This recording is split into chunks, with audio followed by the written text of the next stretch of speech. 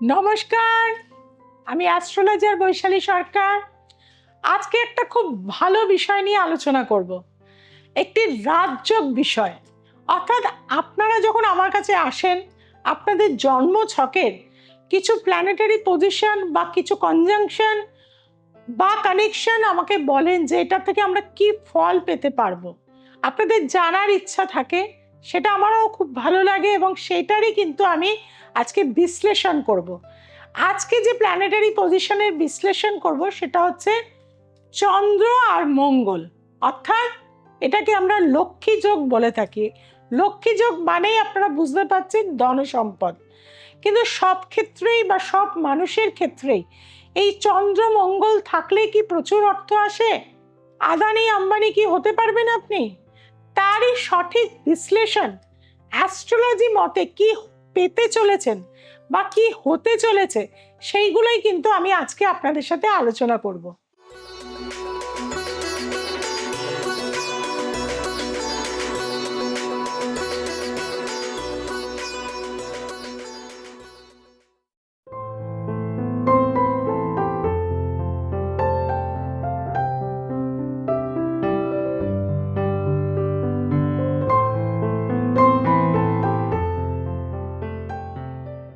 প্রথমেই বলবো চন্দ্র মঙ্গল যোগ, এটি লক্ষ্মী যোগ, অবশ্যই একটি শুভ যোগ। কিন্তু এই শুভত্বটা আপনার জন্মছকে কতটা আপনি পাবেন, প্রথম যে জিনিসটা আমাদের দেখতে হয় সেটি হচ্ছে একটি যোগ কিভাবে সৃষ্টি হয়। প্রথমেই বলবো, যদি আপনার লগ্নে ধরুন মঙ্গল রয়েছে আর সপ্তমে রয়েছে চন্দ্র, প্লাস মাইনাসে দেখা যাচ্ছে যেটা যে একে অপরকে অ্যাসপেক্টে কানেকশন হচ্ছে, তাহলে কিন্তু দেখা যাবে তার ফলটা আমরা 180 বা 181 ডিগ্রির কাছাকাছি যদি রয়েছে, তাহলে কিন্তু তার এই যোগটা একটা শুভ ফল দেবে। এবার আমাদের সেকেন্ড স্টেপে গিয়ে দেখতে হবে যে চন্দ্র কোন চরণে রয়েছে। চন্দ্র কি 0 ডিগ্রিতে রয়েছে, না 1 ডিগ্রিতে রয়েছে, না 30 ডিগ্রিতে রয়েছে, না 20 ডিগ্রিতে রয়েছে বা 15 ডিগ্রিতে রয়েছে। কোন অবস্থানে আমাদের চন্দ্র রয়েছে, অর্থাৎ চন্দ্রের স্ট্রেংথ। চন্দ্র আমাদের মন মানসিকতাকে নির্দেশ করে। চন্দ্র আমরা স্বপ্ন দেখি, আমাদের যে ড্রিম, আশা আকাঙ্ক্ষা, সেটা দেয় কিন্তু আমাদের চন্দ্র। অর্থাৎ চন্দ্রের বলবত্তা কেমন আছে, কোন চরণে আছে, কোন স্টারে আছে, সেই স্টারটা কি আপনার বেনিফিট আছে, এটা সবার আগে দেখার প্রয়োজন। কারণ চন্দ্রের বলবত্তা যদি না থাকে, মঙ্গল যতই স্ট্রং হোক, আপনি কিন্তু নিজের জীবনে সেটাকে কিন্তু গোছাতে পারবেন না।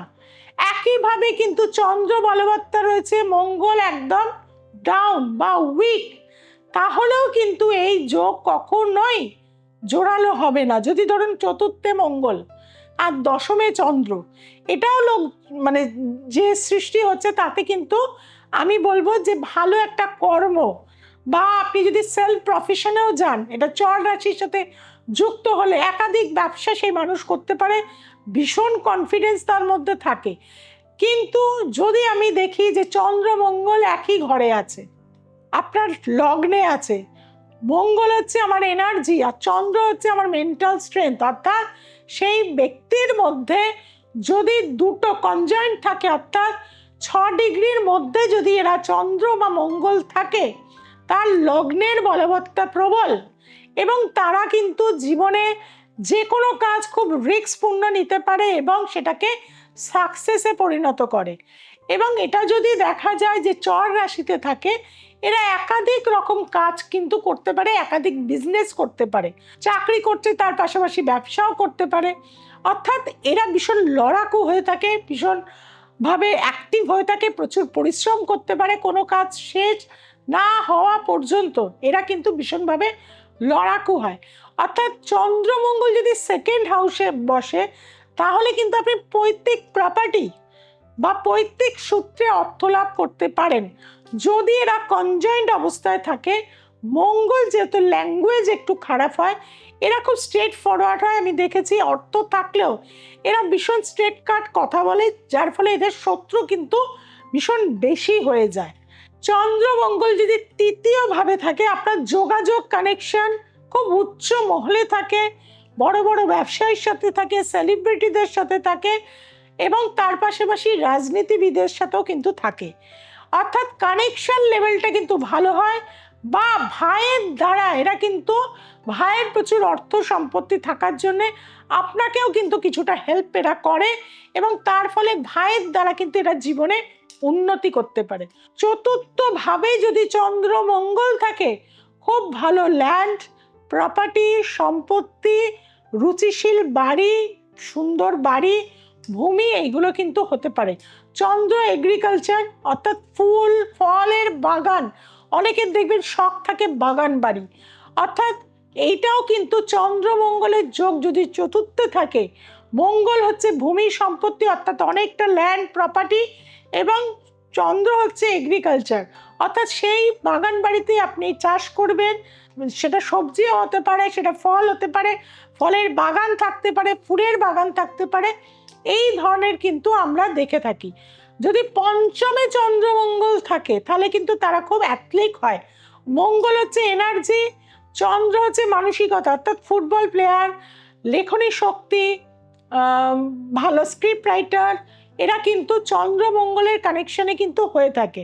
চন্দ্রমঙ্গল যদি ষষ্ঠভাবে থাকে, আপনি ভালো জায়গায় চাকরিতে কিন্তু উন্নতি করতে পারবেন এবং আপনার যদি বেনিফিট স্টারে থাকে তাহলে খুব উচ্চ পর্যায়ে ডাইরেক্টরের জায়গায় পজিশন আপনি হোল্ড করতে পারেন, ব্যাংকে থাকলে ব্যাংকের ম্যানেজার হোল্ড করতে পারেন, অর্থাৎ এই ধরনের বেস্ট পজিশনে। এবং ইউপিএসসির পরীক্ষায় চন্দ্রমঙ্গল আমি দেখেছি যদি তার স্বক্ষেত্রে হয়, যদি এক্সল্টেড মঙ্গল চন্দ্র হয়ে থাকে অর্থাৎ মঙ্গল মকর রাশিতে রয়েছে চন্দ্রযুক্ত অবস্থায়, ইউপিএসসির পরীক্ষা আইএএস আইপিএস ডব্লিউবিসিএস অবশ্যই তারা কিন্তু ভালোভাবে র্যাঙ্কিং করতে পারে।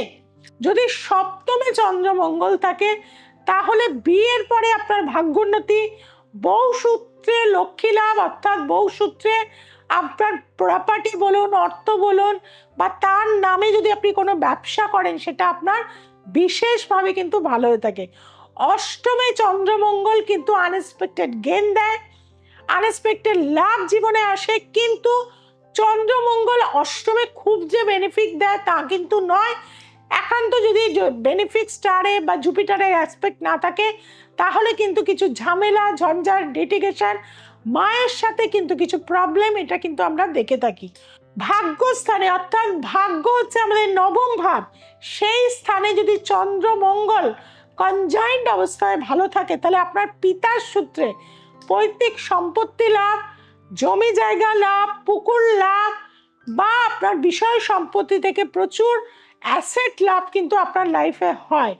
দশম ভাবে যদি চন্দ্র মঙ্গল থাকে, ধরুন কর্কট রাশিতে, এখানে মঙ্গল চন্দ্র যদি যুক্ত হয় তাহলে দেখা যায় দশম ভাব যদি আপনার সেখানে পড়ে যায় তাহলে কিন্তু দেখা যায় কর্মের দ্বারা আপনি ধীরে ধীরে জীবনে প্রতিষ্ঠিত হতে পারবেন। চাকরি একটার পর একটা চেঞ্জ করে করে আপনি কিন্তু অনেক উচ্চ পর্যায়ে যেতে পারবেন। আর একাদশী যদি চন্দ্র মঙ্গল হয় আপনি সমস্ত দিক থেকে কিন্তু আপনি সাকসেস লাভ করতে পারবেন। দ্বাদশ ভাবে যদি চন্দ্র মঙ্গল হয় তাহলে সেই মানুষটা বিদেশে গিয়ে তার নাম, সম্মান, প্রতিষ্ঠা বিদেশের জায়গা থেকে কিন্তু সেটা পাবে। তবে সব থেকে আগে মনে রাখতে হবে যে কোনো রাজ্য আমাদের কিন্তু দশা দিশা দেখিয়ে থাকে। দশা যদি আপনার চন্দ্রের হয় বা দশা যদি আপনি মঙ্গলের পান তাহলেই এই রাজ্য কিন্তু আপনার জীবনে অ্যাক্টিভ হবে। এবার যদি আপনার একদম জন্মছকে ছোটবেলায় হলো তাহলে কি আপনি সেইভাবে কাজ করতে পারবেন? বা আপনার 60 বছরের পরে গিয়ে হলো তাহলেও কি আপনি একইভাবে এই রাজযোগের ফল পাবেন? সেটা কিন্তু হয় না। কাজেই বন্ধুরা, স্থান, কাল, পাত্রভেদে এবং সঠিকভাবে মূল্যায়ন করে সেই সময় আপনার ইয়াং স্টেজে যে সময় আপনি কর্ম করতে পারবেন, যে সময় আপনার প্রতিষ্ঠা দরকার, সেই সময় যদি এর দশা আসে আপনার লাইফে কিন্তু আপনি গোল্ডেন ইয়ার হিসাবে সেগুলোকে পাবেন। কাজেই আপনার জন্মছকে কি রাজযোগ আছে, কোন কানেকশনে সেটা তৈরি হচ্ছে, এটা জানার দরকার আছে। এবং যারা জানতে চাইছেন একবার আমার কাছে আসতে হবে। বহু মানুষকে তাদের রাজযোগকে কাজে লাগিয়ে দিয়েছি এবং সঠিকভাবে তারা সেটাকে মূল্যায়ন করতে পেরেছে, জীবনে সাকসেস পেয়েছে। আপনার জন্মছকে কি সঠিকভাবে রাজযোগকে কাজে লাগাতে চাইছেন? তাহলে অবশ্যই 6290513152-তে অবশ্যই যোগাযোগ করে নিন। প্রত্যেক সপ্তাহে সোমবার, মঙ্গলবার, শুক্রবার আর রবিবার রাত্রি 9টায় অবশ্যই দ্য এসেন্স অফ অ্যাস্ট্রোলজি দেখতে ভুলবেন না। যেটা ভুল করছেন সেটা হচ্ছে চ্যানেলটিকে সাবস্ক্রাইব করতে।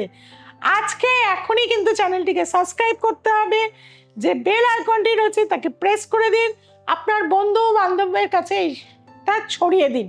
যারা চেম্বারে আসতে চাইছেন অবশ্যই কোন চেম্বারে কবে আমি বসছি জানতে 6290513152-তে যোগাযোগ করুন। 8697339671-এ যোগাযোগ করুন। আজ এই পর্যন্ত। সবাই ভালো থাকবেন, সবাইকে ভালো রাখবেন। জয় তারা, জয় মা তারা, জয় জয় তারা, হর হর মহাদেব।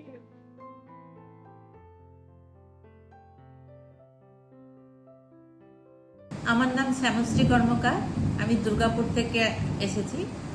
আর আমি অনেক বছর হলো দিদির কাছে আসছি।